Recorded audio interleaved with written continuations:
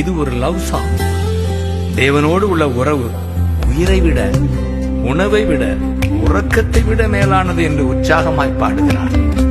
7ஆம் வசனத்திலே, நீர் எனக்கு துணையாயிருப்பதால் வாரத்தின் 7 நாட்களும் நிழலில் தான் நான் அகமகிழ்கின்றேன் என்று பாடுகிறார். நம்மையும் பாட வைக்கின்றார்.